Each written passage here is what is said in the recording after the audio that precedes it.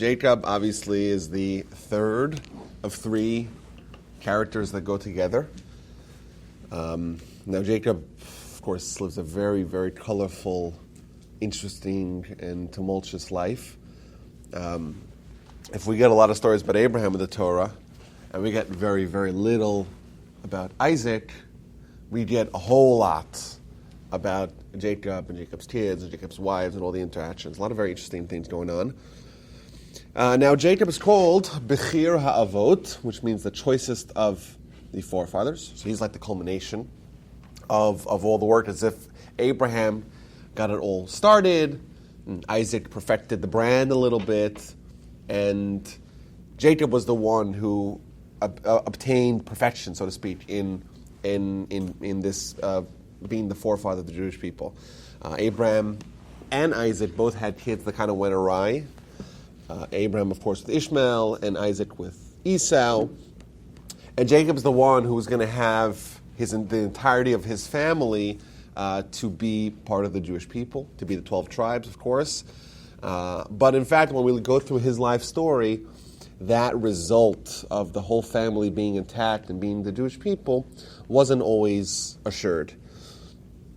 When we look at Jacob, we have to always look at him in two prisms. We have Jacob, of course, the individual, who's someone who's striving for greatness, who wants to be left alone, so to speak, with the books. But of course, we have Israel, so to speak, which is Jacob as emblematic of the Jewish people, as a microcosm of the Jewish people, who is going to be constantly thrust into challenges, into tribulations, will have to leave his comfort zone, will have to encounter and engage with forces that are opposing to him. He'll have to learn new tricks to deal with Esau, and deal with Laban, and deal with Esau again, and deal with all the challenges that the Almighty is going to throw his way. And of course, this is very much emblematic of the Jewish people. You know, we may want to be in isolation, in seclusion, to just have our books, have our Torah, focus on building our nation, and we're bounced out of that, and we're going to be thrust into a terrifying world as well, and we're going to have to go from place to place and encounter various challenges. And who knows, at various points in our history, our end and our success, ultimate success, is not necessarily assured, just like Jacob's was. It was not. And we always look, of course, at the forefathers as being instructive to the Jewish people. Whatever they encounter, and certainly whatever we're told about in the Torah, are lessons to us in our life and our encounters with the world, and no more so than Jacob. So the Torah gives us a very interesting backstory to Jacob, and it starts, of course, when Jacob is in utero. Jacob is a twin, Esau, of course, and the Torah tells us that they had a very, very painful or very chaotic pregnancy for Rebekah. Now, whenever the Torah is not just telling us the morning sickness of Rebekah, right? That of course is not important for us. What's important for us is the lessons that implies. So of course Rashi tells us that Jacob and Esau represent two different worlds. And this cosmic struggle that they represent began already when they're in utero. In utero, they're put on the paths of Jacob on one path and Esau on the other path. And this conflict is set in stone, so to speak. It means part of the reality of the world is that Jacob and Esau are going to be on opposing sides. In fact, we're told in the Jewish sources that it's not possible for these two kings to each have their own crown. Is this in utero stuff? Is it in the Torah? Or oh yeah, the Midrash? The Torah talks about them struggling in utero. Yes, okay. Yes. Of course, when you open up the oral Torah, you see more of the backstory. For example, we're told in the oral Torah that whenever they pass the house of scholarship, Jacob is pining to leave. Whenever they pass a house of idolatry, Esau is pining to leave. What this means is that already in utero, the struggle began, and it's going to continue indeed throughout the course of their lives, but throughout the course of history. At their birth, another very interesting story, episode, anecdote we're told about their birth. So who's born first? Esau is born first. He is the firstborn by right, so to speak. But what happens? As he's being born, Jacob is being born as well, and he reaches out and he grabs onto the heel of Esau. Now this sounds like a very nice, cute story, the two twins and they're grabbing at each other. But when the Torah tells us, it doesn't tell us just for the relief, so to speak, of this cute story. Rather, it's telling us because it represents something. Now, the name that Jacob is given, Yaakov in Hebrew, name I share, actually refers to this episode. It's very interesting. Like, this episode was so significant that when he grabbed into the heel of Esau, that became his name. Because the Hebrew word for heel is Ekev, and thus the Hebrew name for Jacob is Yaakov, the same root of the word. But of course, this is not just a story. The Torah doesn't tell us just stories for our entertainment. Rather, it underscores Jacob's core quality. We have a cosmic struggle between Jacob and Esau. Who has the head start? Right? Who is out in front in that chariot race? Right? Who has a few lengths lead? Esau.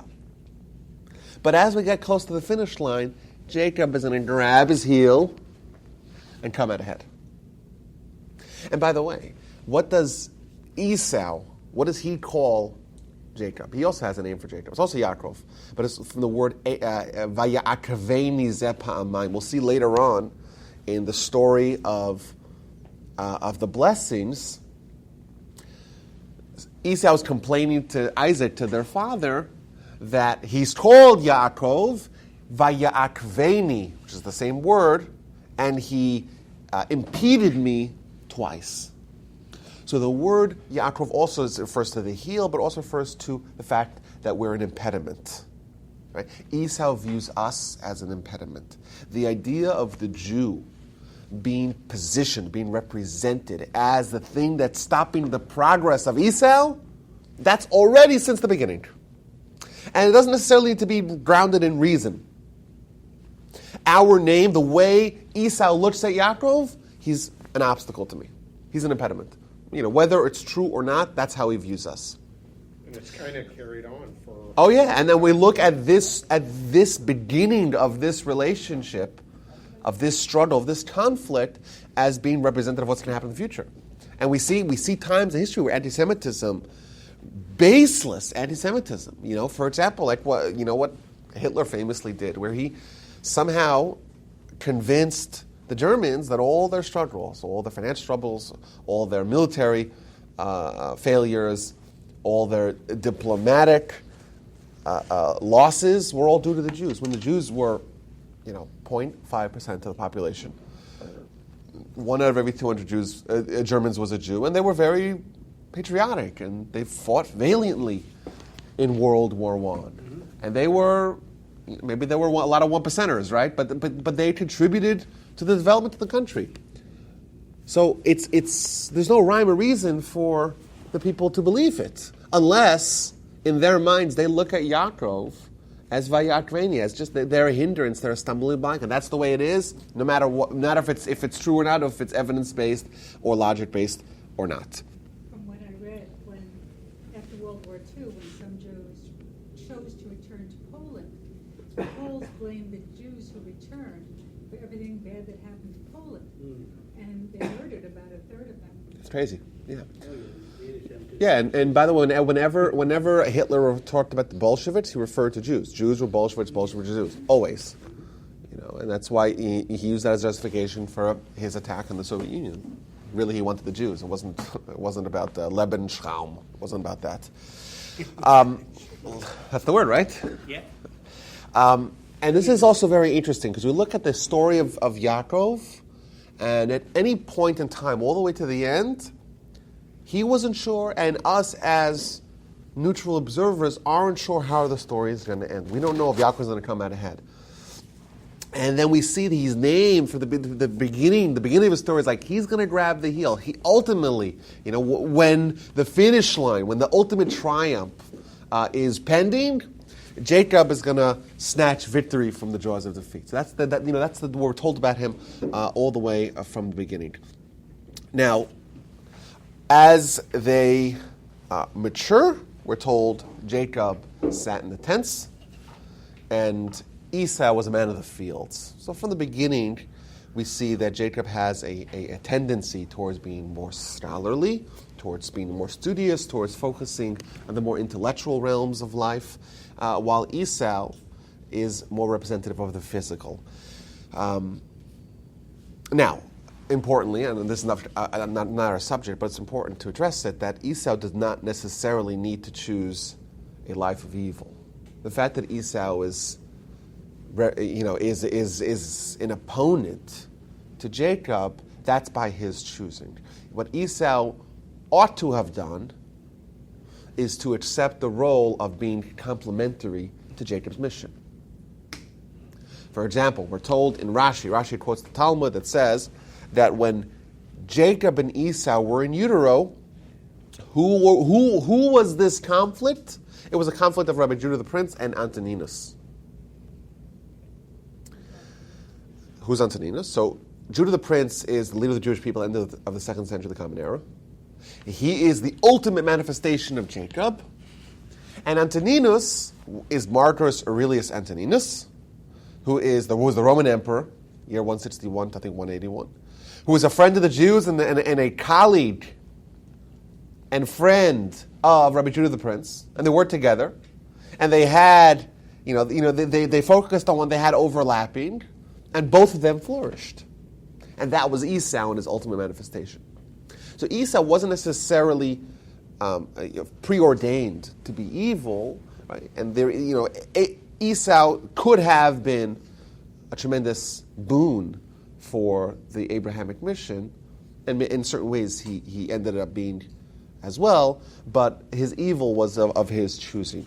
Now, the first major story we're told about Jacob and Esau is the story of the blessing. So we spoke about it a little bit last week, what the disagreement was between Isaac and Rebekah.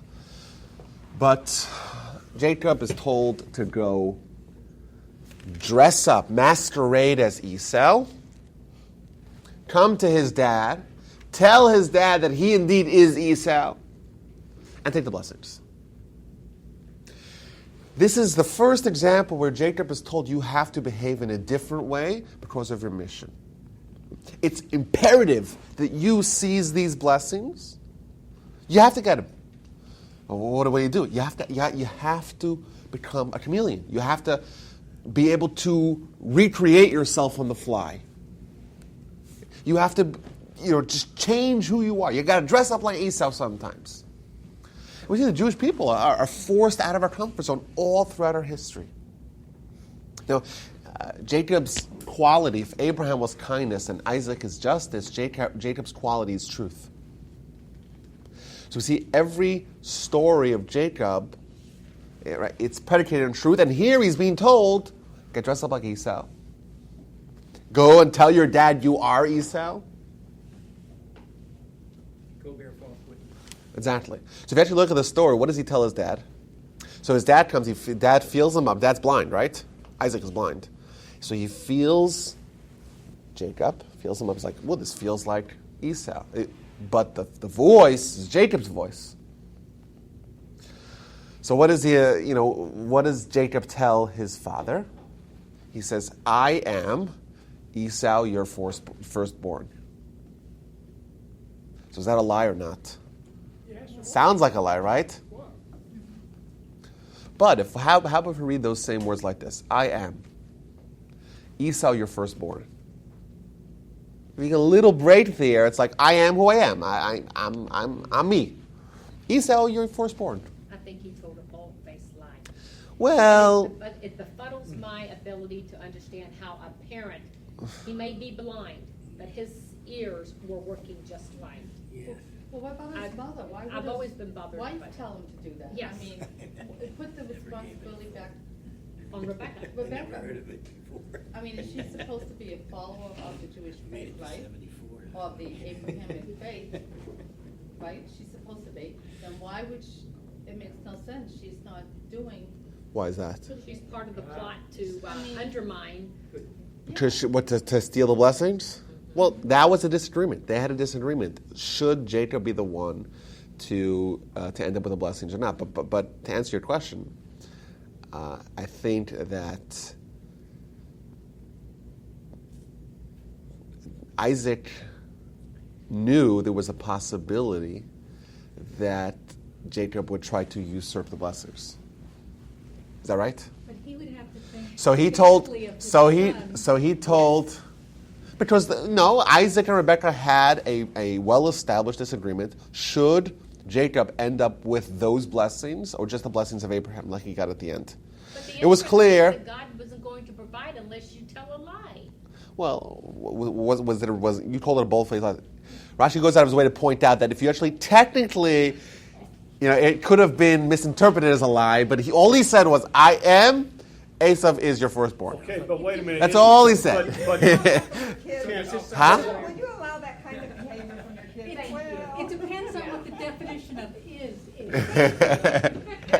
But wait a minute. Let's get back to what we said. Let's get back to what was said in other lessons. You live by the commandments, you don't die. Wasn't it meant to be that Jacob should get the blessing, and so therefore it was a lie violating? Well, no, it wasn't. That's the thing. It wasn't a technical lie. It was kind of bordering. I think it technically was a lie. Well, I am. Is that a lie? Esav, your firstborn. Is that a lie? No. Why would he Yeah, say it that? is. So obviously he's trying to trick Isaac. But it's for the greater good. That's what has to happen. Because we would be obliviated if not. If not for those blessings, 100%, I disagree 100%. with you totally. Okay, so we'll have to chart that up. You are suggesting that God would not have worked his magic in any other way. Well, God did work his magic to that Isaac was fooled. So my theory is that Isaac and Esau actually knew that this was a possibility. So they told him. Isaac told Esau, "Listen, this is what you're supposed to do. When you come, make believe you're Jacob, because I know when Jacob is going to come try to steal the blessings, he's going to make believe he's you. So he's going to talk in a rough and gruff voice. Remember, these are twins, right? They knew each other really, really well. So Jacob is reluctantly thrust into this. In fact, his mom has to convince him. His mom tells him, if Dad curses you, I'm going to accept those curses. It means Jacob's terrified. This is Isaac. Right? He's a prophet. Whatever he says is going to happen. So I want those blessings. I certainly don't want those curses. This Right? is called the suspension of belief. So Rebecca says, you do this. This is what's going to happen. You do it. And if he curses you, I'll accept that upon them. It's not going to go on you. And either way, he manages to usurp the blessings, and of course the rest is history. But there's an interesting line that kind of reverberates throughout the whole Jacob and Esau story, and certainly throughout the history of what Jacob and Esau represent.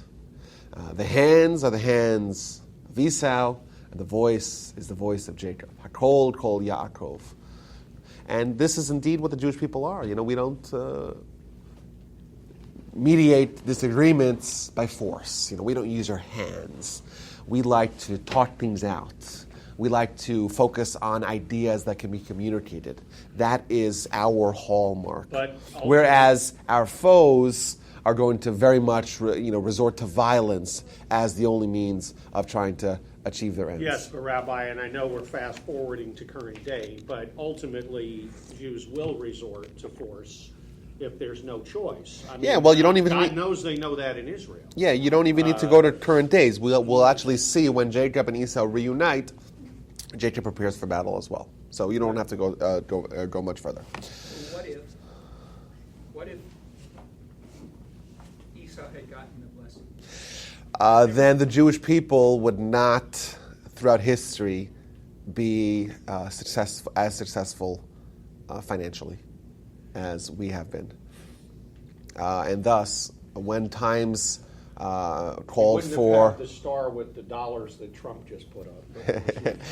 No, but it's, it's, we look at throughout history, it's been many, many, many times Jewish people were facing existential threats, and they were able to buy their way out of trouble. The Jews have a penchant for finance.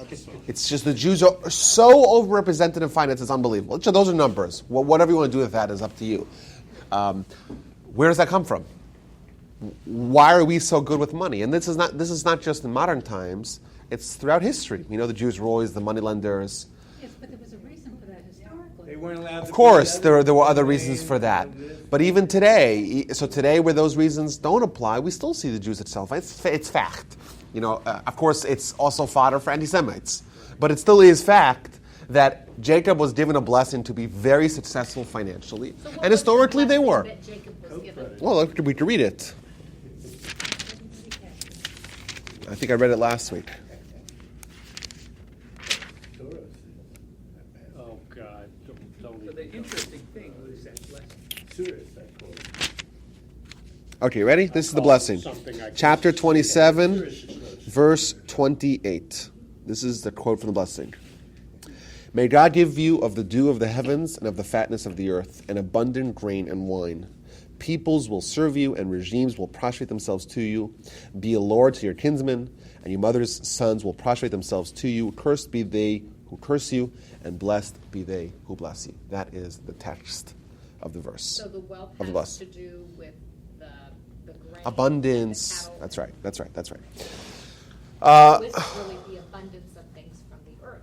Well, but that was what they used for, it was Yeah, barter that's- at that that's- time, so that was financial. That's always used as a... Why is that bread at the end of, in hot dog, why is that bread? Do we read that?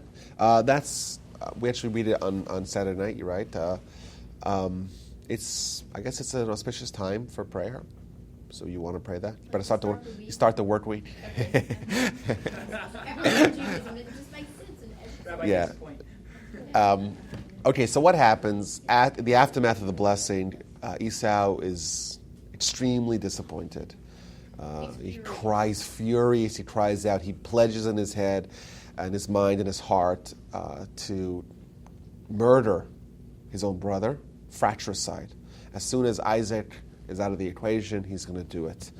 Of course, it's a very dangerous situation for Jacob to be in. His mother recognizes that, and she convinces his dad to send him away, send him east, the same way that Isaac found a wife from the Abrahamic family back east. Jacob will find a wife as well. But, of course, Jacob is aware of his brother's animosity towards him and his brother's commitment to take back by force. Right? The hands are the hands of Esau. And that's going to be, we're going to revisit that as well later on. So Esau's wife was not Jewish? Huh? Esau's wife was not Well, Jewish? remember, the Jewish nation wasn't founded yet. This is the Jewish family, so to speak, the Jewish tribe. So the lineage of... So it's Abraham's family was the one that was more closely connected to the ideas of Abraham. And once again, just like Abraham made Eliezer swear not to take a wife for Isaac from the Canaanite women, Isaac implores upon Jacob to not marry a Canaanite woman, but to go back to the family of Abraham, and Jacob is going to marry two of his first cousins. He's going to marry Rebecca. Rebecca is his mom. Rebecca's brother is Laban. Laban has two daughters, and the story will tell a very bizarre story, how he ends up marrying both of them. Who does Esau marry? Esau marries a variety of women. Esau actually marries, one of the women that he marries is the daughter of Ishmael. So also kind of from the family of Abraham, but Esau has a harem of women, and But isn't that, you're and marrying your sister, basically? no, that would be his cousin as well. His father's half brother, kids are half cousins or whatever. But Esau had a harem of women, but also he didn't need to establish marital relations to engage in marital relations. Why do we want all this He was, huh? Why do we want all this inbreeding? Well, as a physician, you know that marrying your first cousin only increases the genetic probability of having a child with deficiencies from 2 to 3% to 4 to 6%. Not so much. There weren't as many fish in the sea at that time. No, well, that may not be, but even so. I'm saying, but also systemic inbreeding that causes more problems, genetic problems. Yeah, I mean, because Judaism, sticking together and all that stuff, it's more of these peculiar things like Tay-Sachs and all these weird. Yep. Yes, that's true. Maybe, yeah. So what happens with Esau in terms of the abundance that he has? Jacob gets the blessing and ultimately is sent away and Yeah. is tricked. Yeah, so Esau the individual does very well. Remember, Abraham was inordinately wealthy. Isaac was extraordinarily wealthy. And Jacob and Esau, both of them become very wealthy. So the debate over here is not on Esau's personal finances, but rather what Esau represents. And the nation the future generations of Esau, we're going to get a very long list of them. And that becomes a whole nation, and their finances are going to fare poorly compared to the Jewish people. Of course, Esau himself does very well. Would these two men be personifications of the Yitzhar Tov and the Yitzhar Tov? Yeah, so there's a lot of that. Jacob, of course, is, like I said, he represents the voice of Jacob. He's going to be the Jewish people. We're going to look at Esau historically is going to be represented by the Christian nations. Various Christian nations come from Esau. So they're going to have like this personalities where for many hundreds of years, the rule of Christianity was marked by, the hand of Esau, which is rule of force, expulsions, inquisitions, blood libels, massacres of the innocent, crusades. Of course, that's the history of the Christian nation. But they're going to have elements of good to them as well. They're going to also bring the Abrahamic ideals, or a certain variety of it, because remember, Esau also is a grandson of Abraham, so he has the Abrahamic qualities to them as well. So there's going to be episodes of kindness, of benevolence, and eras of kindness and benevolence that Esau's nation, the nation of Esau, is going to represent. And certainly they're going to do a lot towards bringing the Abrahamic ideals to the world stage. Of course, there's something wrong with the ideology of Christianity vis-a-vis the Abrahamic principles, right? Because the idea of giving divine qualities or divine labeling of a human is anathema. The idea of one God is one God, not one with parts. That was Abraham's idea. But, if you look at what Christianity emerged from and what it evolved into, it basically took the 30,000 gods of the Romans and whittled it down to, just a couple, So, the Abrahamic idea of taking the every power being represented by its own God and kind of coalescing the powers into one entity, that was done, more or less by Ishmael, of course by the Jewish people, so Isaac and Jacob, and by Ishmael to a very very large extent, with Islam, and by Esau as well. And thus the Abrahamic influence indeed is not limited to the Jewish people, even the Jewish people kind of have it in its perfect form. Okay. Would you say that Islam and Judaism are more closely aligned because of the one rather than the Well, they're more theologically aligned. So, for example, the Rambam, Maimonides, he's the authority in this, and he labels Islam as, monotheism the way we believe in. As opposed to Christianity, that would be idolatry on the Jewish standards, right? The Jewish standards would consider it idolatry. But I'm saying it's still a vast improvement over what preceded it. And the idea of Mashiach, by the way, is a universalistic tinkering of this ideology. We don't need to change the world radically. We just need to kind of just amend a few things. No, the idea of a human being to God, that has to be withdrawn, and one God, and that's an alignment. That's a tinkering. That's not a vast recreation of ideology. Okay, so Jacob heads out east. That's the next parsha. He leaves his family and he goes east. Where does he go to? He goes to a place called Haran. Remember Haran? Haran is where when Abraham began in Ur Kasdim, on the other side of the Euphrates River, he went to Haran, right, which is in Asia Minor, but still northeast of Israel. And ultimately he went to Israel, called Canaan, called various different names. So Jacob leaves Beersheba, leaves Israel. He goes to Haran on his way to head to the family of Abraham. And then he has an epiphany. Very, very, very important story here. The story of Jacob's ladder. But what's the backstory of Jacob's ladder? So he goes to Haran, and then he turns back and goes back to Temple Mount. Now, every time in the Torah it says the place, it's referring to Temple Mount. Always. Now, Jacob overshoots Jerusalem, and he heads all the way to Haran, and then he says, oh my goodness, I can't believe I passed by the place where Abraham prayed, where Isaac prayed. I walked right by there, I didn't stop and pray. So he turns around, heads back, and he goes there. And he goes there, and he has a spiritual experience there, and then he goes to sleep. Is that the Temple Mount? Yes. And then he goes to sleep and he has a prophecy. Now, what's the nature of his prophecy? So he sees a ladder. The foot of the ladder is on the earth, and the top of the ladder is in the heavens, and there's angels going up and down. Very interesting imagery that he sees. And then the Almighty appears to him and says to him as follows. Let me read you the verses here. Very critical verses. I am Hashem, God of Abraham and your father and God of Isaac. The ground upon which you are lying, to you will I give it and to your descendants. Once again, this is like the 10th time already in Genesis. We are promised that we will have the land of Israel. If you want to go to the more esoteric sources, the esoteric sources talk about God folding up the land of Israel and making it all this massive mattress under Jacob.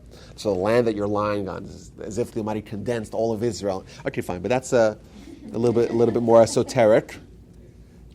Your offspring shall be as the dust of the earth, and you shall spread out powerfully eastward, westward, northward, and southward. And all the families of earth shall bless themselves by you and by your offspring. Behold, I am with you. I will guard you wherever you go. I will return to the soil, for I will not forsake you until I will have done what I have spoken to you. Once again, another divine pledge of guardianship, assurances that the Almighty won't abandon and forsake us. Now, we're actually told in Jewish sources, it's a very interesting idea. We're told, the Talmud tells us that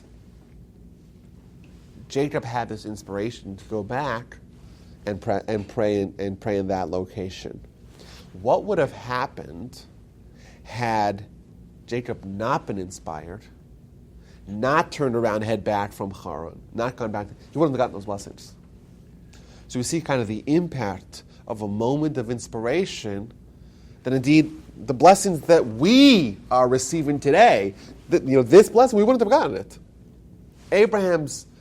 Jacob's inspiration decision to go and pray in the place where Abraham and Isaac prayed, that's a boon for the Jewish people because we have a blessing now that will never forsake us. Of course, we have other blessings as that, but each one has its own value.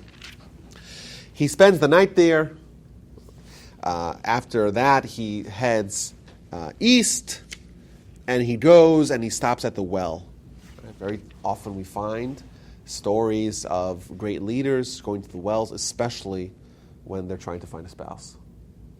He heads to the well, and there's lots of flocks there. Everyone's there, and there's a big boulder on the well, and everyone's sitting around. So he's like, what's going on? Why is everyone sitting around? What's going on over here? He says, what do you mean? There's this boulder in the well. We have to feed our sheep, And we have to wait till there's enough mass of shepherds to roll the stone over. So Jacob's like, what do you mean? And he goes and pushes it over. Jacob was a man of tremendous physical ability as well. Either that, or I had another theory recently, that maybe Jacob had, like those stories where, God forbid, there's a kid trapped in their car and the mom comes and just lifts the car. Adrenaline. Well, adrenaline. Yeah. So maybe Jacob had this adrenaline to just have superhuman strength. Now, why would he have this He adrenaline? was smart enough to see that there was a good angle, and Yeah, okay. because he was smart to start. That's for sure. Why would he have this adrenaline? So the Torah actually points out that Jacob saw Rachel, and she was leading her flock towards the well, and therefore he went and pushed. Maybe it was kind of the warm feelings that he had, and he didn't want Rachel to sit around waiting for a couple of hours. Maybe. That's a theory. He had this adrenaline. Either way, he sees Rachel. He right away recognizes that she is going to be she's going to be his wife. He runs over to her, he kisses her, he starts crying. Why is he crying? Because remember, Jacob the prophet. And Jacob foresees that he's not going to be buried with her. Because we know the story, the end of the story of Rachel is that she's going to be buried in Bethlehem, not going to make it to Hebron. She's not going to be buried in the ancestral burial plots of Abraham and Sarah and Isaac and Rebekah. And Jacob's to be buried there with Leah, not with Rachel. Now, the cousin's there, and Laban's all excited. He runs out to meet them, and they have this wonderful encounter. And he says, I want to marry your daughter Rachel. Sure, no problem. Laban is one of the most creative businessmen, shall we say. The wiliest of shrewd businessmen of all time. He's a big talker and doesn't really deliver the goods, right? Sure, of course, you can marry, but what are you going to do to earn it? You got to earn your stay, earn your keep. So he says, well, how about this? You work for 7 years. After 7 years, you marry Rachel. Jacob says, no problem. He worked 7 years, total dedication, and he's such a fantastic worker, so dedicated, so capable, that Laban's net worth just skyrockets because of him. After 7 years, he did his full, he did the full service. Now, just as an aside, when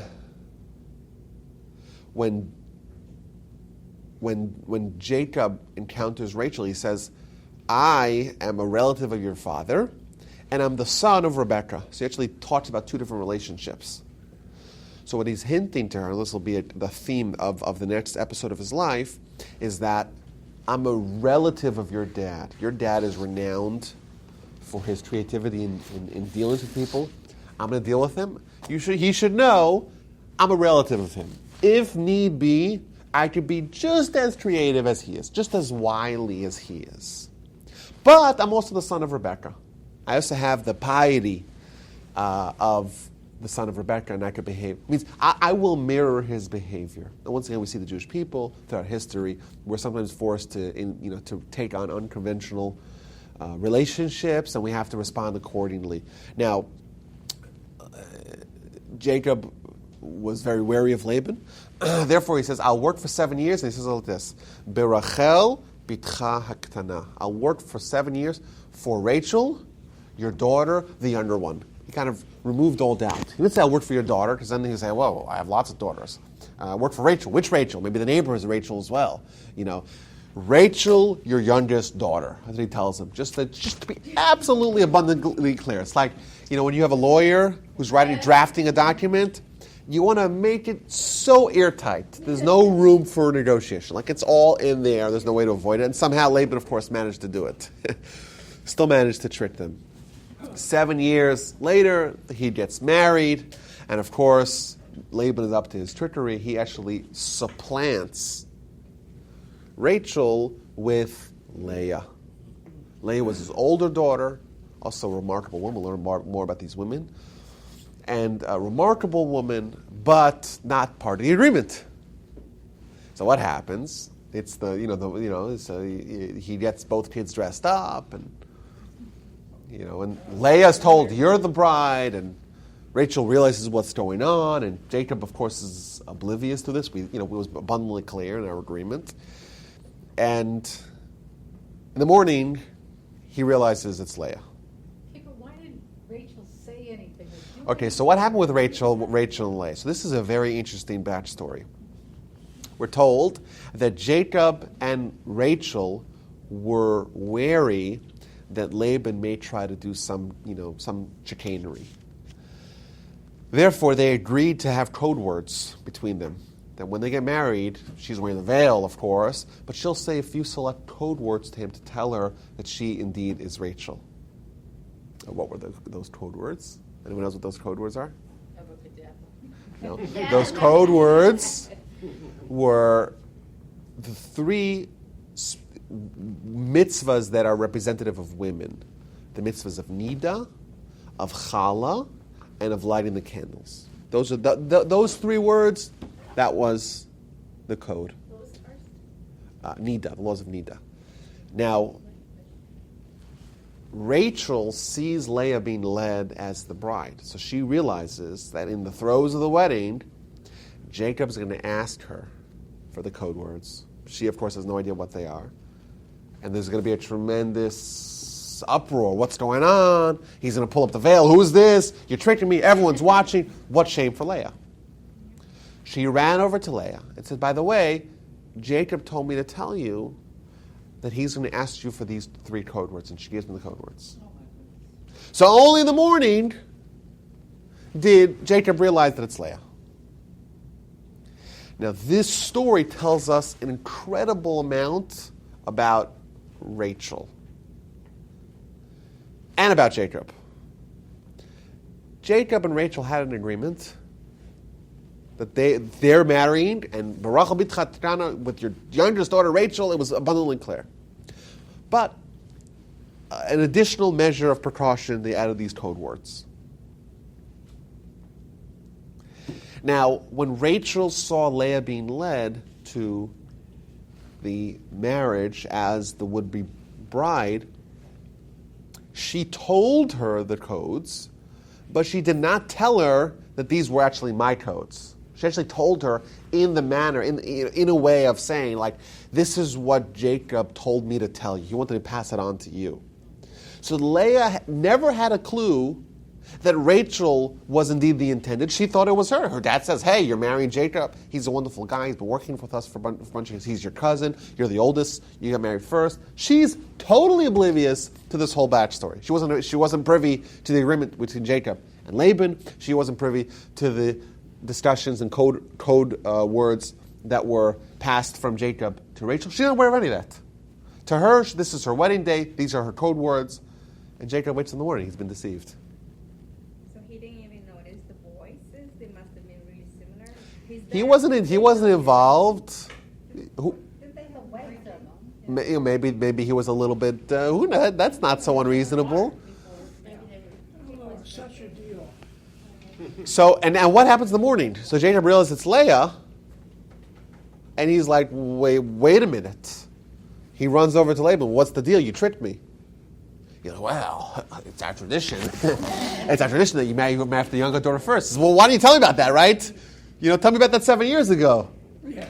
It's just incredible deception. Now, Leah is, again, Jacob doesn't want to make her feel bad. He doesn't tell her about all this. Right? He just airs his grievances with Laban, not with Leah. He is married to Leah. So what happens? 7 days later, you finish the party. He marries Rachel again, as well. 7 days? Or Yes, 7 days of festivities, and he marries Rachel with the agreement he'll work for 7 more years for Rachel. But afterwards, this time James is like, no, I want Rachel up front, and I'll do the work after you, right? Let's have.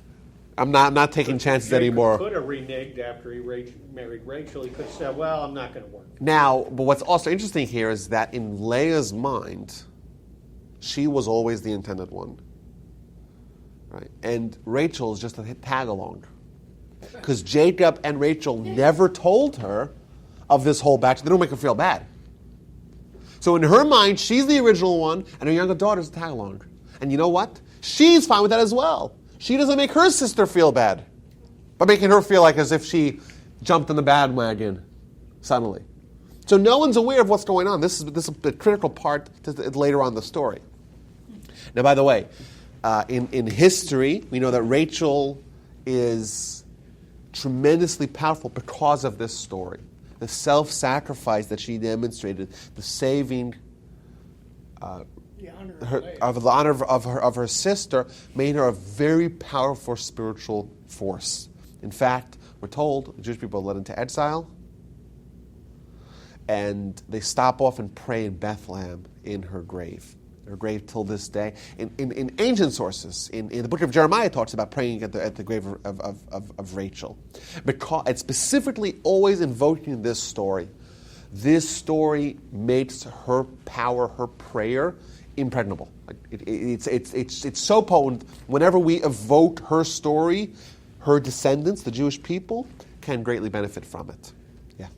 Wait, what about was it a law or just a tradition that like when you get married, that following year you're together and there's no like interference, I guess? Yeah. So how did that work with? Well, so he was. So waited 7 days. Well, 7 days of festivities, then he had another marriage. But I would assume for the first year he was dedicated to both of them. I assume Jacob was dedicated his whole life to both of them. 2 years or 1 year? Well, I was wondering, is there any talk, or does it say what ultimately happened to Leah? Did she get married to someone else? No. So for the rest of his life, Jacob was married to both of them. Now, so what actually happened to the story here? So Jacob starts working for 7 more years. Of course, he has some animosity in his 7 more years. He has some animosity in his heart. Rachel is still his favorite, and Leah less so, right? So what happens? So where is Rachel's animosity toward her father? She may not have had We'll see that's the backstory as well. When they leave, she does a little bit of twisting the knife when they escape middle of the night. She twists the knife a little bit, but she suffers as a result. Verse 31 here, chapter 29. We'll start with verse 30. Jacob consorted also with Rachel and loved Rachel more than Leah, and he worked for him for another 7 years. Okay. Hashem saw that Leah was unloved, and so he opened her womb, but Rachel remained barren. So what happens? In quick succession, Leah has multiple kids. She has Reuben, Shimon, Levi, and Yehuda, 4 kids, and Rachel has exactly 0 children. Now, what's every name we're told the reason why they named her. Now, she names Judah. We're not going to go through each one of them. But Judah, she's named Judah. Judah from the word hoda'ah, which means appreciation, gratitude. The word Judah means gratitude.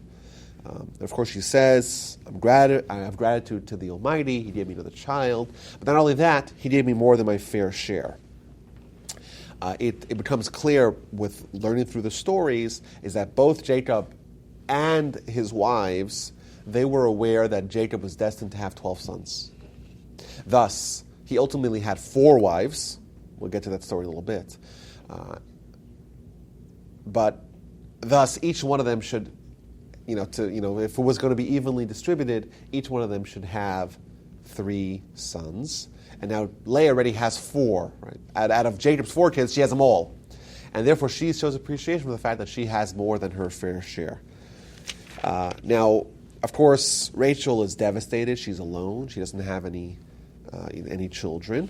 And she says to Jacob, "Give me children, otherwise I am dead." This is a very important thing. Like Rachel is devastated that she doesn't have any children. And she says, like my life is not worth anything. She's obviously devastated by the fact that she doesn't have any children. So what he tells her, Laban gave each one of his daughters like a maidservant, and she follows the path laid forth by Sarah, the righteous women, is that if they, as a merit to have children, give one of her maidservants to Jacob. So Jacob ultimately marries Bilhah and Zilpah, both maidservants, and has 2 sons from each. So she has Dan and Naphtali and Gad and Asher from Bilhah and Zilpah. And then we read the story about the Dudaim. So the Dudaim, it's not clear, were these some sort of vitamins that helped fertility? Were they aphrodisiacs that help raise the hormones or whatever? Either way, Reuven, the eldest son of Leah, he is out in the fields and he finds these Mandrakes. Yeah, whatever they are. It's not so clear what they are. It's a bit debates what they are. They're called Dudaim. So he finds them and he gives them to his mom. And Rachel says, Leah, can I have some? I don't have any kids. You have a whole bunch of kids, right? So this is what she responds. Leah responds. This is verse 15. Was your taking my husband insignificant? And now to take even my son's Dudaim? In Leah's mind, she's the martyr. She's the one who gave up her husband to Rachel. Right? Rachel's a tag-along, right? She was the first wife. That was the plan all along. And then Rachel comes along and says, oh, I want to marry Jacob as well, and I'm fine. She's quiet about that. She has 4 kids. But now she takes away her husband and she wants to take away the Dudaim. Leah never was aware. Jacob and Rachel never told her that it was actually, she was not intended to marry Jacob at all. They never told her that. She's incredible. And that's why she's can't believe the gall of Rachel asking for some of the Dudaim. She can't believe it. When in reality, it's the opposite. So we see that it's unimaginable the quality of people that we're dealing with here. We have Leah on one hand. She's had 4 kids, right? She's been married, who knows, for 5 years already? Been a long time, right? Maybe 4 years at the minimum. And she never once aired her grievances to Rachel. The fact that she came and stole her husband. Only this provoked that. And Rachel and Jacob, both of them, never said anything about the fact that, this heist that Laban pulled off. It's unbelievable character we can't imagine. But Leah should have also understood Rachel's position, because her status in the community would have been through having sons. Oh yeah, of course. So ultimately she gives him, but she makes a trade-off. She says, I have Jacob tonight. Give me a night off. Sounds like the show Big Love. Leah goes on to have 2 more children, 2 more sons, and a daughter Dinah? called Dinah. That's right. Dinah will meet again. Dinah's going to cause a fair share of headaches to her parents. Now, in the Midrashic sources, we actually find out that Dinah was supposed to be a 7th son for Leah. But remember, Jacob already has 10 sons. He's got 4 from the concubines, Bilhah and Zilpah, and 6 from Leah. So there's only 2 more sons to go around. So Leah realized that if this child that she's harboring within her is another boy, that means that Rachel will necessarily have less than the concubines. So the word Dinah means a judgment. She made an eternal judgment, and she prayed that at the stage of the development of the fetus, where it still could grow either way, that it should go female. And that's why we see Dinah actually still displays some masculine tendencies. And that's why she had such a tough life. But the story of Dinah is because she was really intended to be another son, a 7th son, and an 11th for Leah, and an 11th son for Jacob. But she was at the last minute she was changed into being female. And this is the idea of gender fluidity is not new. In fact, we're told in the Jewish sources that up to 40 days in the gestation, it could still go either way. Either way, God remembered Rachel. God hearkened to her and opened her womb. Believe that, do you? What? That in 40 days it could go either way. Yeah, of course. Well, Fair, good enough. Go on. well, you believe that as zygote is already established if it's male or female? You bet. It's a single cell. The moment of insemination. Okay, so I'm then surprised you're not pro-life then, Bruce. Yeah, that's a good call there. No, that's, and I don't know what I am, but I'm saying, you're an expert in embryology. I ain't saying what I'm reading about mandrakes. I hear. I'm saying, I got some of that in my car. You'll love it. This is the first time I ever remember herbs or anything like that being introduced. Well, he said it's a bit. I just took a biblical aphrodisiac because I couldn't come up with duodenum or whatever. That's the Hebrew word. Dudaim. Whenever there's a word, whenever there's a Hebrew word that with definition is unclear, you just say the Hebrew word and because it can mean because is it mandrake or some other sort of herb? But it's good to know. I don't know how you would possibly know that the status of that the gender is already established when all you have is one cell. It's easy. How's it easy? You just look at the chromosomes. Exactly, but an embryo has the same amount of chromosomes as a. Yeah, but people believe today. I'm not one of them. That even people with fully developed humans are not really their gender. Their gender is somewhat in question.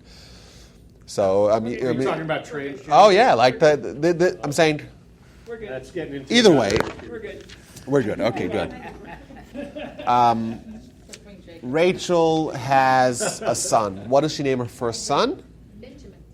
Joseph. Joseph is older than Benjamin, of course. What does Joseph mean? So the Torah tells us that she named Joseph for two reasons. Right. The first reason is because Joseph means to gather or to add. So when she says gather, as God gathered in my shame, I'm no longer barren, bereft of children. And Yosef also means to add. Now I want another one. Add me another one.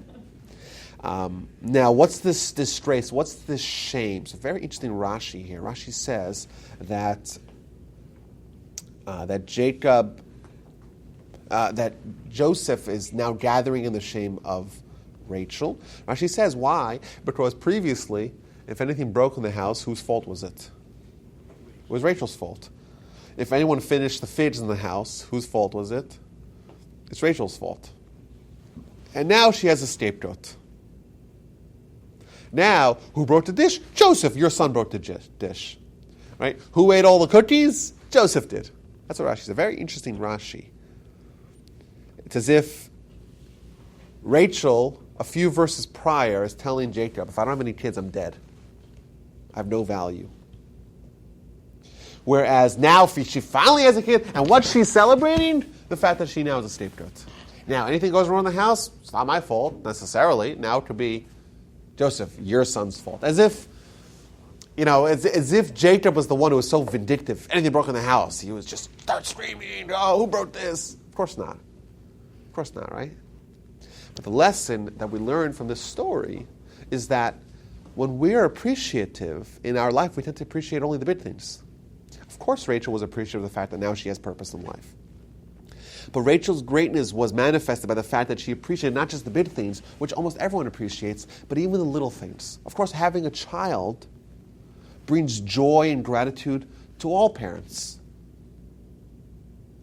because it's such a big thing. The greatness of someone is displayed by how much they appreciate little things, the small, minor things. And we're told that Rachel even appreciated the fact that now she has someone to blame, even though I'm saying how much blaming did she have to do in Jacob's house, right? Jacob, a man of remarkable character, is not someone who's going to start screaming when a dish breaks. But even the little bit of solace that she has, of joy that she has, that now there's something else going on in the house and not everything goes wrong as her fault, the most minor of benefits of having a child, even that she appreciates. Now, with the birth of Joseph, Jacob makes his first attempt to leave. He tells his father-in-law, okay, now I have 11 kids, got a big family, I want to move on to my own. He says, whoa, no, don't leave me. Obviously, Laban was aware that his success, his material success, was due to Jacob. He says to him, okay, now you'll work independently, right? You decide what you want to pay, what are you paid. And of course, a very long episode of the Torah where he says, I'll take all the sheep that have brown splotches, larger than 4 centimeters, Laban's delighted, sure. And when they do that, suddenly all the animals are born like that. Okay, let's change the terms. Now, not brown splotches, but black speckles. Okay, black speckles, all the animals are born black speckles. And by the way, we're told that the verse tells us how did Jacob manage to do that? So of course he has the Almighty on his side, that's going to help. But he came up with a nice, clever idea. He made these imagery, either speckled or splotches, whatever the imagery was, whatever the flavor of the day was, he made that imagery and he placed it right in front of the animals when the animals were mating. So right at conception, right, there were images of speckles all over the place. Well, wait a minute. Sorry, never. Don't. Yeah, your question's obvious. Yes, I agree with your question. It's a good question. No, we're good. No, it's good. We're good. No, come on, Bruce. You can ask the question. Bruce's question is, wait a minute. If the gender is fluid and nothing, so that's not determined by conception, so why is this determined? Good question. Yeah, I'm saying No? the possibility is still there that at conception there's something going to be established, but there's still development. That's all we're saying. But I was hoping you would ask the question. Either way, Jacob is becoming wealthier and wealthier, and Laban is getting more and more bitter. He thinks that Jacob is stealing all his money. He has no idea how this is actually working. Every time he changes the terms, the animals start changing. He gets bitter, and it becomes an untenable situation, and Jacob decides to leave. And of course, he decides to leave because of the terrible situation, work environment that he's in, but also because God tells him to leave. Of course, we notice a very interesting, if you actually look at the story in chapter 31 of Genesis, about his decision and his execution of his decision to leave, you find very interesting kind of negotiations that he engages with his wives. So he has to tell his wives, we're leaving your homeland, we're leaving your family, we're abandoning, we're running away, we're going back to Israel. Now, of course, that's a lot to do. But he begins by saying that your father changed my salary, the terms of my salary 100 times. He's been very bitter and very angry. He doesn't want me here, but he won't let me go. On one end. So first he makes kind of a logical argument to them. It's not a good place for us, let us go. And then he says, oh, and by the way, God told me to go. And how do they respond? Very interesting. I'll tell you guys to read this. Very interesting. 14 years passed when he's doing this? Oh, it's more than that. It's 20 years passed. There's 14 years and then 6 years of working as working for pay. And then Rachel and Leah respond to him. How do they respond? Quote, this is from verse 14. Have we then still a share and an inheritance in our father's house? Are we not considered by him as strangers? For he has sold us and even totally consumed our money. But all the wealth that God has taken away from our father belongs to us and our children. So now whatever God has said to you, do. Once again, they too employ the duality, this dual argument of, on one hand, well, what do we have here? We're not going to be part of the inheritance. Dad doesn't like us. He doesn't want us here. And then, and by the way, God, whatever God told you to do, we should do. And this is a good idea, I think, for us to model ourselves after. When we want to affect change, change is hard. Change, certainly to leave the family, leave your community, leave a place to go to the unknown. It's very difficult. And we have to employ the fact that if it's right and if it's logical and it makes sense, and it's also what God wants us to do. As an example, we're told very, very harshly about someone who gets angry. Anger is one of the worst characteristics in Jewish life. Kol choicest, ke'ilu oved avodah zarah, which is what the Talmud tells us. Whoever gets angry, it's as if they worship idolatry. Terrible. But we have a tendency to get angry. So how would you stop yourself from getting angry? Employ the Jacob and Rachel and Leah approach. First of all, you say, well, is it effective? No, because you don't actually become more effective. It makes you look silly. We look at someone who's angry and starts throwing stuff, and they look silly. They look like a caricature. So it's not effective. You lose the respect of other people. People look down at you. Oh, and by the way, it's also prohibited by Torah law. And also God says terrible things about it. Kind of using those approaches of trying to find, Shabbos. Shabbos is so beautiful. You get to spend time with your family. You turn off your phone for 25 hours. Phone's off entirely. No TV, no phone. But it's wonderful. And you get to spend time with your family. And you have to enjoy. Let me finish here, Stevie. Sorry. You get to enjoy time with your family. You have wonderful meals. You get to spend really time with humans without the interference of technology. It's wonderful. Oh, and by the way, the Torah mandates it. Yeah, like that's a good way to approach change. It's not just. Well, but I'm not saying anger is a good thing. I'm just saying, aren't we supposed to try and emulate God, even though we'll never get there? Isn't there many times in our scriptures where it says the anger of the Lord was kindled? Of course. Of course. But the anger has to be directed at evil. Every time that God's angry, it's angry at evil. So we're supposed to, in fact, I'll tell you, the Talmud tells us in the book of Yoma, it says that a Torah scholar who isn't vengeful like a snake, it's not a Torah scholar. Well, vengeance is one of the things that's prohibited by Torah law. But it means that in the right setting, we should be vengeful and angry. We should be angry at evil. We should be angry at the terrorist who mowed down innocent policemen in Dallas and in Hebron. They just shot a guy. Shot him while he's driving his car. Shot him dead. Yeah, we should and be injured the guy that went in and stabbed the child. 13-year-old. Oh my goodness! Of course, we have to be terribly angry at that. Anger at immorality. So anger at injustice. Is permitted under Yes. certain But anger at the challenges that God throws at you, that's a mistake. But So it's like there's good anger and bad anger. If the Texans lose, we shouldn't be angry. Well, we should be used to it already by now. I wanted to ask you, there was a thing, where does the saying, if you are kind when you should be cruel, the day will come when you are cruel when you should be kind? Yes. Where does that? It's from the Talmud. It is. It says, "Kol hamarachem al achzarim, so will achzer al marcham." Something like that.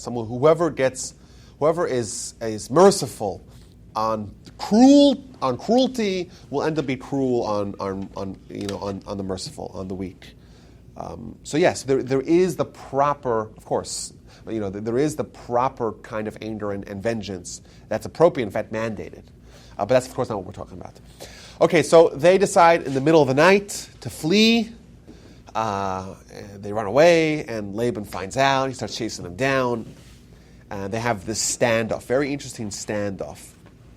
So Laban, of course, he manages to get prophecy. God tells him, don't you dare tell a single thing, not good nor bad. If you do, I'm going to kill you. Of course, Laban comes into the encounter. He's terrified of Jacob. But they have this agreement. I want to read to you here the argument that Jacob presents and the response that Laban gives. Because it's very instructive of what a lot of interactions of diplomacy, for example, we have today. So what does Jacob say? Laban overturned Jacob. Jacob pitched in the mountain. Fine. Either way, Laban says to Jacob,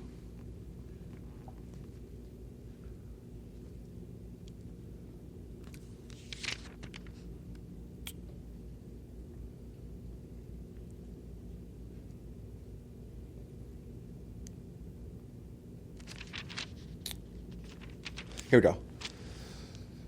Jacob spoke up, and this is verse 36 in chapter 31. Jacob spoke up and said to Laban, what is my transgression? What is my sin that you have hotly pursued me? When you rummaged through my things, because Laban was missing something, he thought Jacob stole it. When you rummaged through my things, what did you find from all your household objects? You know when you go visit your father-in-law, and you see a book that you like, and he won't miss it, right? You just pilfer it or whatever, right? You have some stuff, you end up with one of his mugs, right? Something like, you'll end up with something of his, right? Laban examined every single possession that Jacob had and didn't find anything that belonged to him. He's like what is this beef that you have with me? Like, why are you chasing me down so terribly? You're chasing me down, and you're ridiculing me. Tell me right now what the deal is. And he goes on. He says, 20 years I've worked with you. Your animals, not your goats, not your sheep, none of them miscarried. I didn't eat a single one of your rams of your flock. I didn't bring you any animals that were mangled. I would bear the loss. If anything went wrong, Jacob would bear the loss. Even if it was stolen. By day, scorching heat consumed me. By night, frost. My sleep drifted between my eyes. 20 years I worked tirelessly. 14 years for your 2 daughters. 6 years for your flock. You changed my wages 100 times. Had not the God of my father, or the God of Abraham, the God of Isaac, been with me, you would have surely have me sent away empty-handed. God saw my righteousness and toil in my hand, so he admonished you last night. Jacob's like presenting a very logical, cogent argument. He's like, you have done nothing but mistreat me. I've done nothing but work tirelessly for you. Yet you're pursuing me, you're accusing me of sins, of misdeeds that I haven't done. What's the deal? Right? Presents a very logical argument here. How does Laban respond? Quotes, the daughters are my daughters. The children are my children. The flock is my flock. And all that you see is mine. He doesn't respond to any of the content of the arguments of Jacob. He just says, this is the way it is. It's mine, it's mine, it's mine. I don't care you what. Nothing. Don't talk to me. And I think we find this today. Like people, we talk about any argument about Israel, right? None of them talk about any of the history, like, what are their standards of acquiring land. It's occupied. The only place in the Middle East where Arabs have the right to vote and determine their own future is in Israel. Apartheid, right? The place where the Arabs living under Israel are doing very, very well compared to any one of their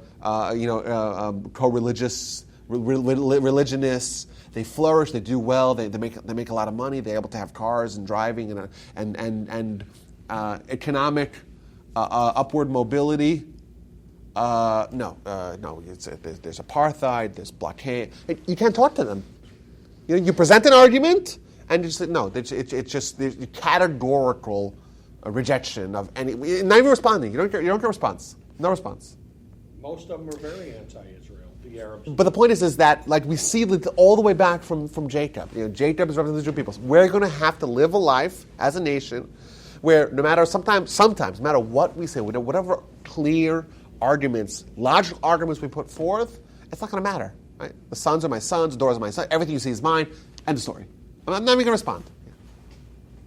20 years that Jacob was with Laban, how is it that he would not have accepted the God of Abraham and Isaac? You know what I'm saying? Because he knew that it was his God that was following him, and that's why he kept him there. But I think your assumption is that people accept the obvious is not necessarily true. That's the human condition, right? Laban is his sister is Rebecca, so he's Rebecca's brother. But I mean, is both? This is a stupid question, but his mother is Jewish. Well, we're not done with Jewish. The Jewish nation hasn't been founded yet. The Jewish tribe is now. We're in the gestational stages of the tribe of what's going to be the Jewish people. It's going to be Israel. Okay. He was not part, so Laban would not be considered part of it if he did not accept. Right. That's right. Even though Laban is one of the forefathers of the Jewish people, so to speak, via the fact that his 2 daughters are the matriarchs of the people. So there was something remarkable about him. There was a reason why Isaac sent Jacob to go back and find a wife from his daughters, but there was still something very rotten about him as well. Finally, they made some sort of truce, and Jacob goes along his way to assume that all the troubles of his life were behind him is a grave mistake, because right now he has to re-encounter Esau. It's been 22 years since he left. There's time to travel, plus he made some stops along the way. And he finds out that Esau was coming with him with an entire army. And the way Jacob prepares for battle has been a guiding light to all Jewish battles thenceforth. In fact, in the 1st and 2nd century, when the rabbis and the sages and leaders of the people, Rabbi Akiva, Rabbi Gamliel, Rabbi Yeshua, would make various trips to Rome to negotiate and counter the Romans, they would always study this encounter of Jacob and Esau, because Jacob represented the Jewish people, Esau representing Rome and ultimately Christians, as a instructive of how we have to encounter these people. So first thing Jacob did was to send overtures of peace and goodwill. So he sends gifts, a whole long amount of gifts. Torah tells us how many animals and servants he sends to him. Just a really incredible amount of here we go, verse 15 here. 200 she-goats, 20 he-goats, 200 ewes, I don't even pronounce that, E-W-E, ewes, 20 rams, 30 nursing camels with their colts, 40 cows and 10 bulls, 20 she-donkeys and 10 he-donkeys. That's not immaterial. Right. And he also spaces them. So first you get a little bit and like, oh, but there's more. It's like that Steve Jobs. One more thing, right? And then there's another one. Oh, when one more? Just incredible. And of course, we know that's how you got to work. You got to bribe. Sometimes you got to bribe your enemies. How does he know specifically where Esau? Oh, he sent messengers ahead. Oh, okay. So, they found out where they're going to encounter. That's the first thing he does. The second thing he does, he prepares for battle. So, he sharpens his swords and prepares all his quivers and he prepares for battle. That's what you got to do, right? So you got to prepare for the eventuality that you may have battle. He takes his camp and splits them into two, which is also prepared for worst case scenario. What happens if Esau comes and decimates? Let him decimate just one camp and not the other camps survive. And of course, he starts praying. And the prayer that he says, very interesting prayer. Save me from my brother, from Esau. Of course, Esau was his only brother. But he's praying to God to save him from two potential problems. From my brother, Esau is going to want to be chummy with me. That's also a problem. Esau is a bad influence on Jacob and Jacob's family and Jacob's dynasty and mission, even if he treats him like a brother. Save me from my brother. I don't want him to be a brother. I want him to be a brother, but I don't want him to be close like a brother to me, because that's also harmful. And save him from Esau. Esau, the tyrant, the bloodlust. Save me from him. I don't want him to come and decimate me, but I don't want him to be friendly with me as well, because either way I could lose out in my purpose. And we know throughout history, there's dangers when our proverbial Esaus want to treat us like Esau. They want to crucify us. They want to have mass murder. They want to butcher us. They want to auto-da-fe us. Like that we see throughout history. 100,000 people in 1648 and 1649 in Khmelnytsky. Right? They just came and slaughtered, just incredible butchery that you can't imagine. But at least he knew that, that was the case, because it could have been, where he did not know that his brother was so... Oh, he was very, very much aware. But we see throughout history, we are terrified of Esau, because Esau causes a lot of problems. We pray that the Almighty save us from Esau. And we also, how do we also encounter or pray against those who pretend like they are our... Oh, we'll get to those, right. So, Okay. and we see throughout history, we have many encounters with Esau. Now, recently, the past probably 200 years, big picture, but certainly in America, we're not scared of Esau as much as we're scared of our brother. What happens when the world embraces us? Well, then we have other problems. Then we lose our own identity, right? Then what does it mean to be a Jew? If we're accepted by everyone, which of course is a good thing in a vacuum. We're accepted, but there's a tremendous danger, because then there are brothers, and we're brethren, we can live together in peace, but then we lose our identity as a nation, right? Because, we could be like everyone else. We could be citizens of the world, and We don't need to be different. But when we're not different, then we lose our special character. So I was reading something, and it talked about the commandment of or not to have hatred in your heart. And there was an interpretation in the study tour that I had that said that it's not necessarily that you're supposed to just forgive and turn the other cheek and forget. It's the fact that you shouldn't hide your hatred. Oh, yeah. You know, it's not. Yeah, if you hate somebody, I gotta tell them you hate them, which is a little awkward. The thing is like it's totally. I mean, it's eye opening because you think, oh well, I have to forgive everyone and just lay down and take it. But the thing is like actually it's you just need to be upfront and not hide. Well, but things, forgiveness right? is not necessarily a Jewish concept, is it? Well, it is, but in certain contexts. Well, but we spoke about it you're here not- once a but- couple of years ago about a whole class on forgiveness. Well, but Yeah, it's not. that's You know, kind of conflating Yes. what Jesus said, love your enemy, but Judaism doesn't say that. Judaism says love your neighbor, but not well, necessarily. it doesn't actually your say love your neighbor. In Hebrew, it says re'acha, which means your fellow. Just to be But clear. okay, but that's not necessarily your enemy, right? I mean, it can be loved. Isn't there a word for stranger also? Yes, so it doesn't say stranger. It does not. It does not say stranger. It says fellow. Well, what does that actually mean? It's a good question. Is there a biblical? My question to you is, I don't know what JC may or may not have said. What has history shown?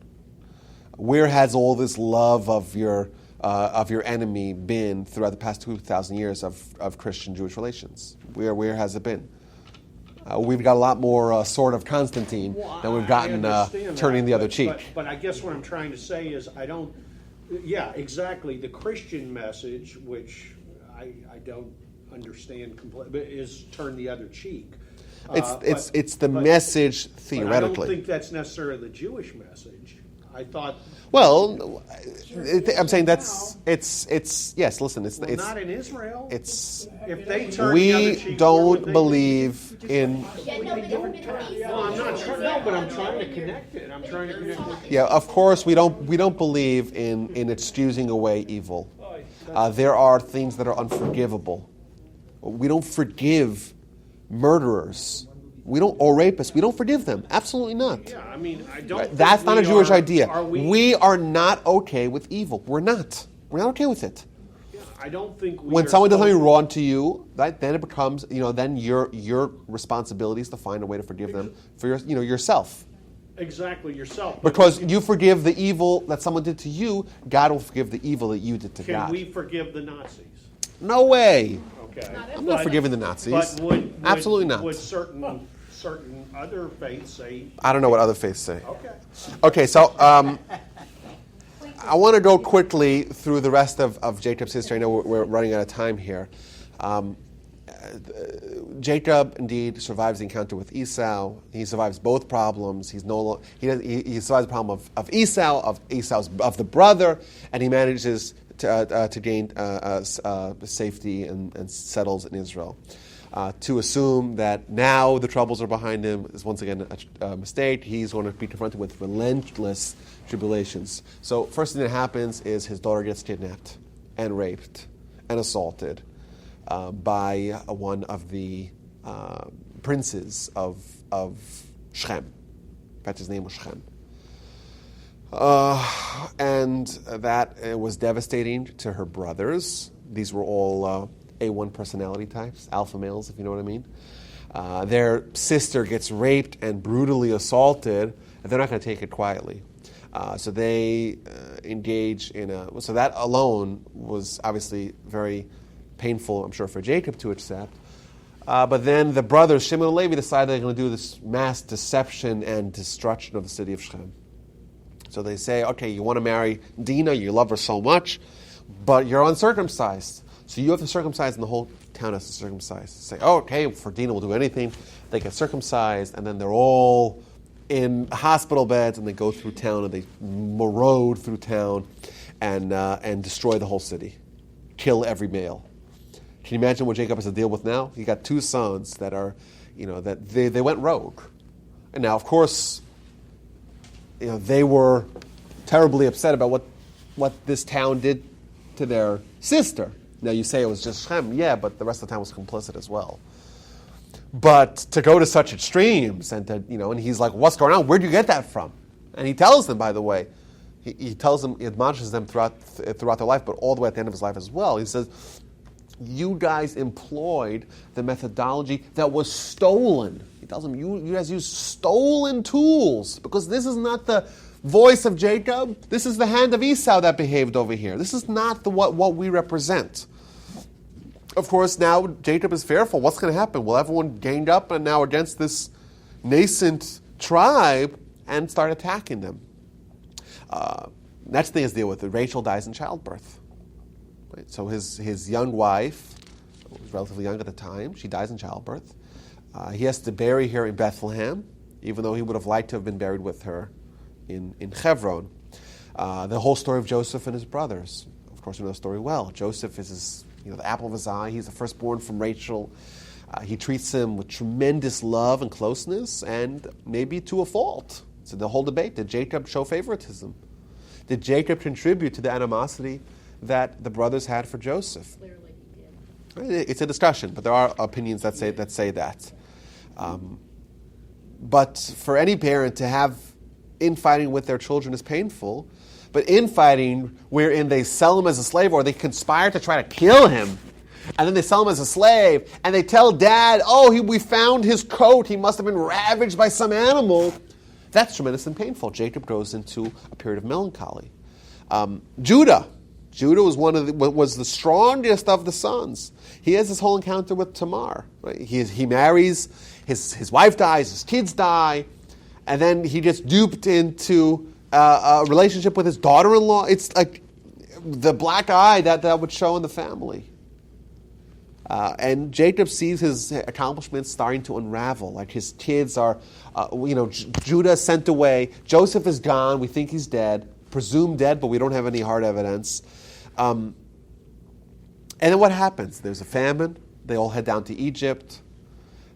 They have to engage with this viceroy of Egypt, of course we know it's Joseph himself, but he doesn't tell him that. And he's like, I'm going to take Shimon, by the way. Go back and bring me Benjamin. So Shimon's gone. Now Benjamin's gone. Judah's gone. Where's Joseph? Everything is unraveling. His whole family, this whole dynasty that he's going to build, 12 tribes of Israel, every one of them perfect. Every one of them going to be a father of the nation of Israel, which is even his name. All that is just crumbling before his very eyes. Jacob suffers a lot, and indeed, this, like we said, again and again, we see is emblematic of Jewish history. Jewish history, we have a vision, we have a universalistic vision of affecting change in the world, coming back to Israel. Right? That was a dream for 2,000 years, and it was a pipe dream, really, because the thought of going back to Israel, the Torah talks about it, and that's part of our mission, but how are we going to do that? Our nation is torn asunder. We're scattered throughout the world. We have no unity. We're under constant threat of extinction, of extermination. The thought of going back to Israel, it's a house of cards, right? And Jacob himself. He's told that he's going to have this tremendous nation, but where is it? It's not appearing at the beginning. Only at the end does he find where everything comes together and everything falls into place. And that's going to be the story of the Jewish people. In the end, everything's going to fall in place. It mirrors the story of Jacob perfectly. Now, Benjamin's the youngest, right? Yep. Benjamin's the youngest. Also Rachel's? Yes. Okay. Yes. Rachel died in childbirth. But Yes. Benjamin survived. Yes. So who took care of Benjamin? I would assume Bilhah, which was Bilhah or his brothers or dad. Now, themes, we know the whole story, I won't go through in detail, but themes, everything comes together.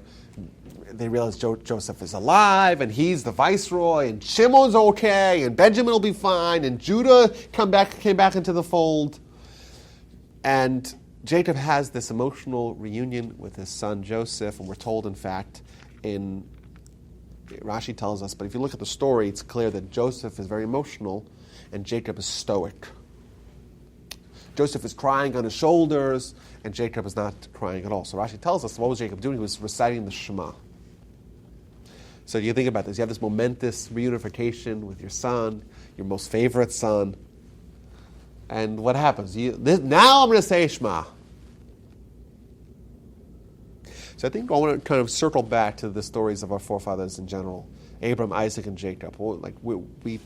They are the only ones that we say the God of Abram, the God of Isaac, the God of Jacob in Jewish literature and Jewish prayer. Why? What's special about them? So we're told in the Talmud that the forefathers are the chariots of God.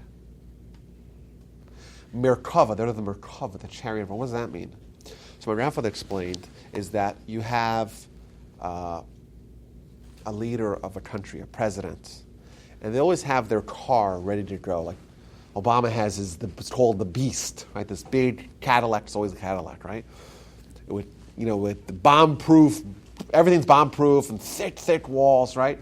All the nice amenities, and it's always ready. It's always fueled. It's always ready to take the president where he needs to go. Abraham, Isaac, and Jacob were always ready for divine presence. They were always at a state of readiness. If I told you, wake up in the morning, I told you, the president's coming to visit, what would you say? I need 5 minutes. I got to tidy myself up. I got to tidy up the house. Got to prepare. Right? That's the way we are. We're not always ready. We have to be prepared. Abraham, Isaac, and Jacob, they're the chariot. They're always ready to go. Always in a constant state of readiness for divine presence. Now, what's going to happen? Jacob is going to meet Joseph. It's a tremendously emotional time.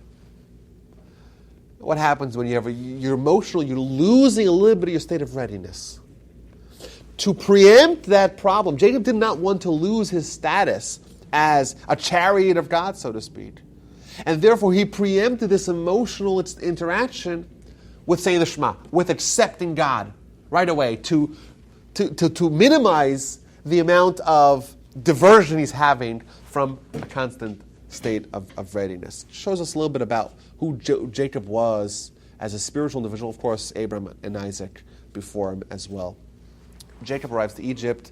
The famine that had begun 5 years prior stopped right away.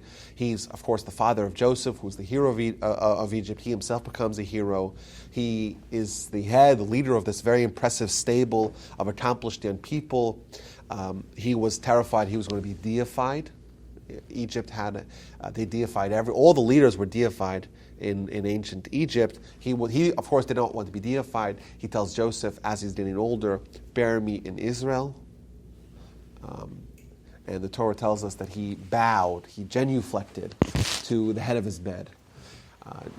Jacob at the end of his life sees how everything really fits into place. He sees that all his kids are okay. Joseph did not become kind of an Egyptian. He's still true to the cause, to the Abrahamic cause. His bed, so to speak, his family is perfect. Despite all the bumps in the road, in the end, Jacob has the gratitude everything worked out. As he's getting older, about to die, he calls in all his kids, he blesses them. I would encourage everyone to read those blessings with the commentaries, because you find how Jacob was able to understand the quality, plumb to the depths of the character of each one of his kids.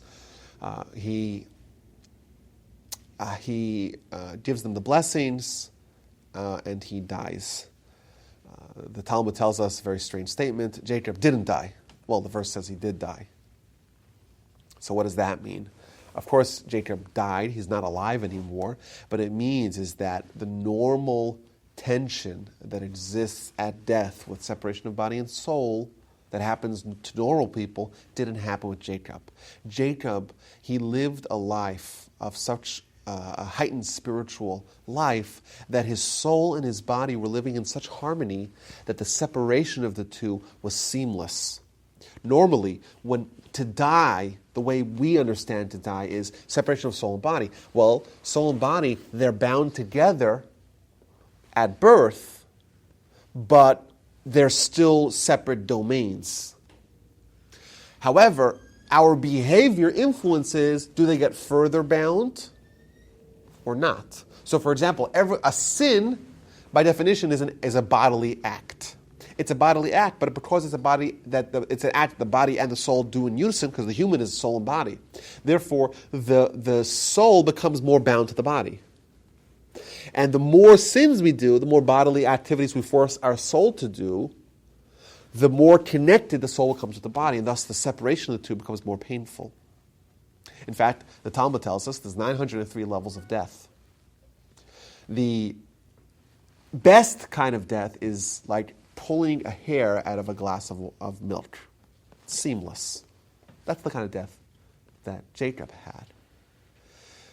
What's the worst kind of death?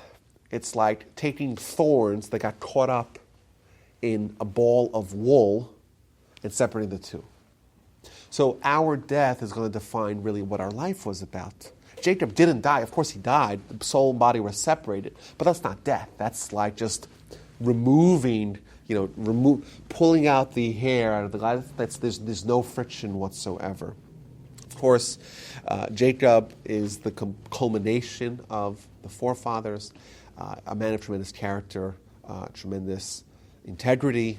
You see what he did for his father-in-law as an example, but someone who was, of course, forced out of his comfort zone, and someone who's very much representative of the Jewish people as a whole. We look at Jacob's story. Of course, Jacob is renamed Israel because he's representative of our nation as a whole. And his story mirrors the story of the Jewish people. Of course, there's going to be tensions from the very beginning. Even at the inception of our nation, we have cosmic battles with Esav. We're going to be forced to succeed with our hands tied behind our back. We're going to have to encounter Laban, the forces of Esau and Laban. We're going to have to be successful with our hands tied behind our back. We see throughout history, Jews were restricted. You weren't allowed to go to universities. You weren't allowed to own land. You weren't allowed to be citizens. And somehow they were able to do it regardless. And where does that come from? That's a reflection of Jacob and Israel. And throughout our history, we're going to be wondering, will we actually fulfill our destiny? Who knows? We're going to lose Joseph. We're going to lose Judah. We're going to lose Rachel. We're going to have these problems with Dinah. We're going to have Asa. All these problems. But ultimately, at the end, we're going to be able to kind of bow to the bed and thank the Almighty for this completion. Indeed, we look at Abraham, Isaac, and Jacob as luminaries. Their stories instruct us and inspire us this very day. I thank you all, and I look forward to seeing you guys next time. There's a quick question there. The significance of Jacob taking Ephraim and Manasseh and switching the hands for the blessing? Yeah, so that's an example of Jacob acting upon prophecy. Reuven was supposed to be the firstborn. What happens? The firstborn gets double portion. Reuven lost three things. Reuben, I want to get the story of Reuben. We can have a whole class on the tribes, the stories, all the stories of each of the story of Judah and Reuben. Reuben lost the kingdom. He was supposed to be the monarch. He was supposed to be the priest, and he was supposed to be the firstborn. He lost all three. Kingdom, he lost to Judah, family of Judah, family kingdom. The priesthood, he lost to Levi. And the firstborn he lost to Joseph. So Joseph was the firstborn, so he got a double portion. Thus Joseph was split into two tribes, where Joseph became two. He got a double tribe. But switching the hands is because Jacob realized, even though Ephraim was younger, he is the greater of the two.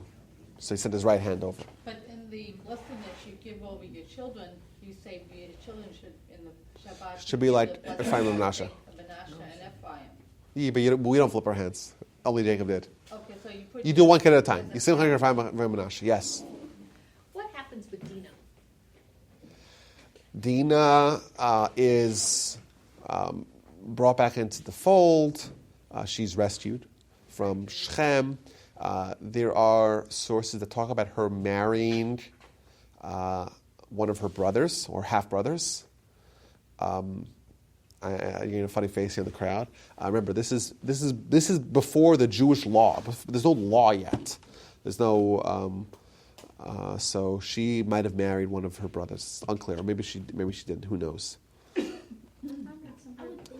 think it's all the, you look at it and people today from this perspective says, oh my gosh, it's inbreeding. At the same time, you look at it from their perspective, there was like barbarian or, these things that people were doing, in different tribes in different areas that were just, cruel, and so they wanted their children and their kids to marry. Yeah, it was very clear. The theme was we don't know. The Torah doesn't tell us who. Besides for Joseph, we don't know who these married. Let's go to the Midrash sources. Joseph, we know who he married. He married the Osnat Bas Potiphera. That's we know who he married. But besides for that, we don't really know who they married. But Dinah is included amongst the tribes, so it's part of the Jewish people. Yeah. I read somewhere, I think, that she ended up in Egypt in Pharaoh's court. Yeah, so there are sources. It's not so clear what happened to her. There are different sources that talk about what happened to Dinah. And going back to before, as Jacob is going back to meet Esau, Yes. and he sends everybody ahead, and he's alone, and he wrestles with.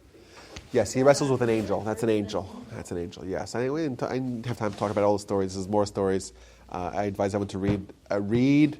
If you could get yourselves on a copy of the Torah with Rashi in English.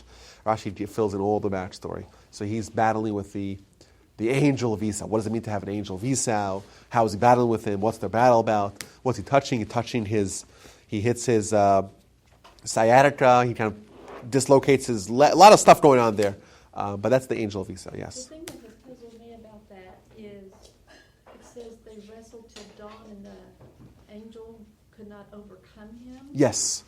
So we can Jacob is someone who is able to wrestle with an angel and not lose. Doesn't say that he won, but he didn't lose. And by the way, who else are we told that's able to engage with angels?